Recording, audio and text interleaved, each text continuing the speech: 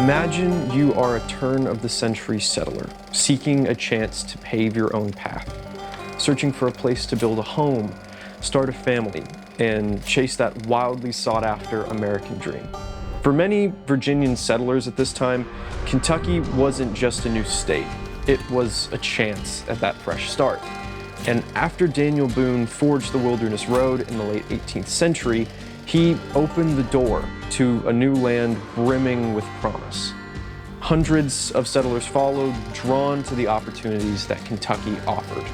Today, I want to share a story about a Virginian settler who would usher in a new era for change in the state of Kentucky. To talk about how settlements formed, how people got around, and how the infrastructure that we have today came to be. And it all was because of a war that many people don't even know of.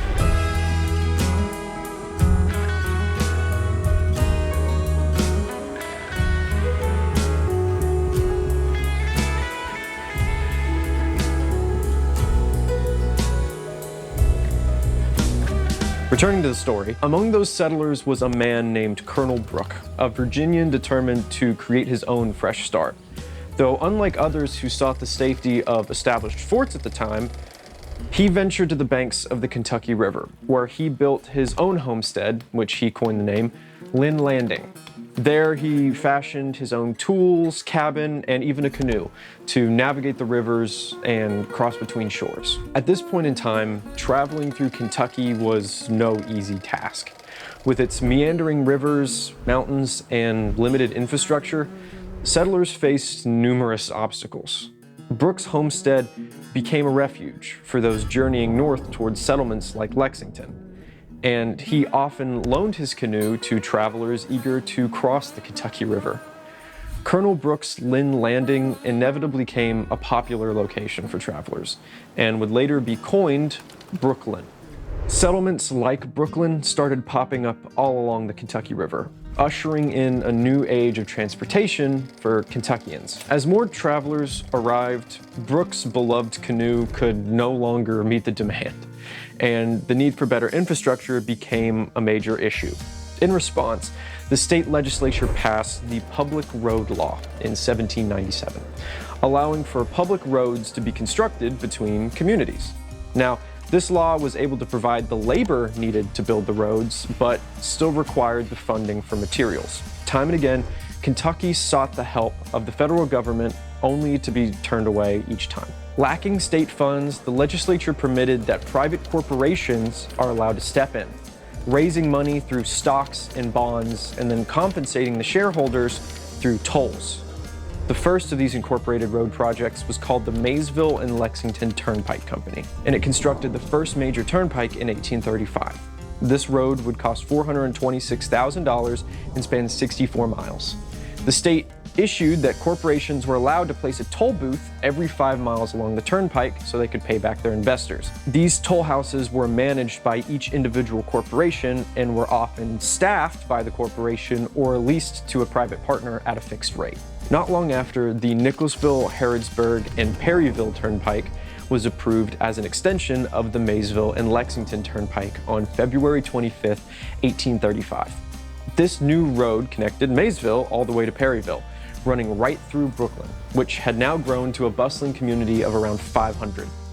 One resident, Thomas Cogar, seized the opportunity and leased the new toll house and ferry for $900 a year, turning it into a vital business. Thomas Cogar's new business was a highly sought-after venture for settlers of this time. Tollgate keepers had the luxury of not only having a stable income, but also supplied housing. I visited one of the last standing toll houses in the state of Kentucky, located at Tebbs Bend on Green River near Campbellsville. Tollgate houses were constructed similarly to most homesteads at the time, with the main difference being the pike. The pike was a large piece of wood, often a tree trunk, which was positioned over the road, keeping travelers from proceeding. The tollgate keeper would come to collect the toll, then raise the pike for travelers to cross. Tollgates offered the keepers a safe place to raise a family and a farm, all while making a stable income on the side. Now, By the mid-19th century, ferry crossings had become cumbersome due to the rise of horse-drawn wagons and growing demand for transported goods. So in 1867, the Kentucky General Assembly allocated $15,000 to the Nicholasville, Harrodsburg, and Perryville Turnpike Company to build a bridge across the Kentucky River at Brooklyn. By 1871, the Brooklyn Bridge was complete, and Thomas Cogar became the first to drive his stagecoach across it. While Cogar's ferry service faded, his tollgate thrived after the bridge's construction. The Brooklyn Bridge served the community well, and Brooklyn remained a peaceful community for decades. However, as the late 19th century approached, changes were on the horizon. Kentucky experienced a significant surge in infrastructural development throughout the century, linking communities and boosting trade. However, the roads were all owned by private, for-profit corporations. And in the eyes of the shareholders, these roads not only had to serve a purpose, but also be profitable. The state also held this belief, encouraging turnpike companies to improve finances so the state could collect more interest and inevitably buy more shares. This new desire to focus on collecting profit turned attention away from needed expenses. The private corporations were solely responsible for maintaining the road system and would often forego some repairs to keep more profit. At this time, the roads were becoming hazardous for travelers, and tolls had become more of a pressing issue for most communities. The Brooklyn Bridge was also under some scrutiny as well, as it too became unsafe for travelers. One traveler, Ella Powell, stepped through the floor of the bridge and broke her leg. She was able to collect $500 in damages from the Turnpike Company in 1896. Not to mention, local farmers faced heavy tolls. One article from Mercer County lamented this unfairness. It states, "The tollgate is an import as well as an export tax. It lays a tariff on the farmer's eggs and butter when he brings them to town to exchange them for sugar and coffee, and then demands a tribute of his sugar and coffee before he can take it home to his wife and children." Now, in response, farmers created what are called shun pikes, which were secret routes that skirted around toll houses on private land.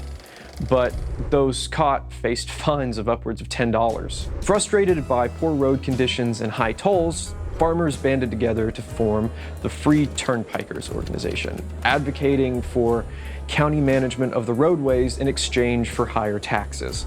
The movement gained traction, but turnpike companies resisted to giving up their control. And as tensions rose between the turnpikers and the turnpike companies, violence began to escalate. As tensions escalated, a group of radical turnpikers emerged, calling themselves the Tollgate Raiders. These individuals were aimed to dismantle the toll system entirely by targeting tollgate keepers and their properties. This now armed group of turnpike regulators would later usher in what would be called the Tollgate Wars, an official fight between the farmers of local communities and the corporations that controlled their travel. Armed raiders rode down the turnpikes, issuing threats to local gatekeepers and in some cases, forcing them to destroy their pikes. Despite the threats, many turnpike companies continued to collect tolls, leaving some raiders to resort to arson, burning the toll houses, and even blowing them up with dynamite, driving gatekeepers and their families out of town and in some cases even out of the state. The raiders extended their threats to the company executives and shareholders, and eventually some major turnpike companies caved, halting toll collections altogether. The issue gained enough traction to finally reach the ballot in 1897, where overwhelming support led to a law mandating that counties purchase the shares of the turnpike companies. This change represented a major shift in public sentiment as communities rallied over the control of their own roads. Most companies sold their assets for a fraction of the value, leaving most investors reeling. However, even after the roads became county-owned, not all toll houses closed. Toll House number 5 in Brooklyn was one of the last to operate. In December of 1901, Brooklyn witnessed one of the final skirmishes of the Tollgate Wars. A group of raiders confronted the tollkeeper, Pruitt, demanding that he chop down the Brooklyn Pike. When he refused, they took matters into their own hands, tearing it down and warning him that he had 10 days to vacate the area. The confrontation marked the end of the Tollgate Wars and the beginning of a new era for Brooklyn. By the early 20th century, Brooklyn had shrunk considerably. Over the years, floods and fires prompted many residents to seek refuge in larger towns, leaving the community to exist primarily as a bridge. However, in 1926, the rise of the automobile ushered in a new era, forcing significant upgrades to the Turnpike. An engineer known as Tunnel Smith was brought in to blast a tunnel through the mountain, creating the Boone Tunnel. This engineering feat allowed drivers a direct route over the bridge, effectively bypassing the treacherous canyon road that was used previously. The new route transformed the Nicholasville, Harrodsburg, and Perryville Turnpike into US 68, reigniting economic opportunities for Brooklyn. With increased traffic came new roadside attractions, including Chin's Cave House, Peniston's Deli, and the Shanty Hill Inn, drawing travelers and revitalizing the local economy. Brooklyn, once fading into obscurity, now began to reclaim its place as a noteworthy stop along the highway, signaling a hopeful resurgence for the community. Yet, as time marched on, Brooklyn faded once more. Businesses along the highway saw declining traffic as parkways and interstates emerged. Ultimately, even the bridge succumbed to the passage of time. And in 1953, a delivery driver from Lexington faced disaster when the bridge collapsed beneath his truck. Initially, he was awarded $50,000 for damages, but the state revised their settlement and made it only $10,000, deeming that the first amount was too excessive. After the collapse, a new bridge was erected in 1954. The very bridge you see today on US 68.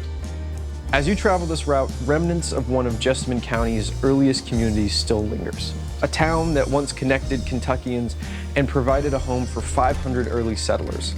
The now forgotten community of Brooklyn, Kentucky may be lost to time, but its history played a major part in how we're connected today. If you find yourself traveling on US 68 today, I urge you to keep an eye out for these forgotten pieces of Kentucky's history.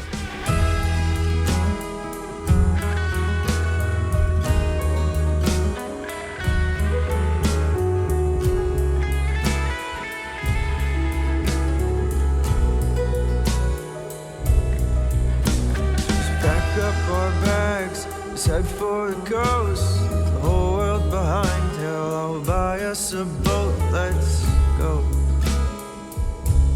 Just anywhere but here. I know I speak fiction, we'll draw blood from the stone. We'll hang up our hats because this is our home. I know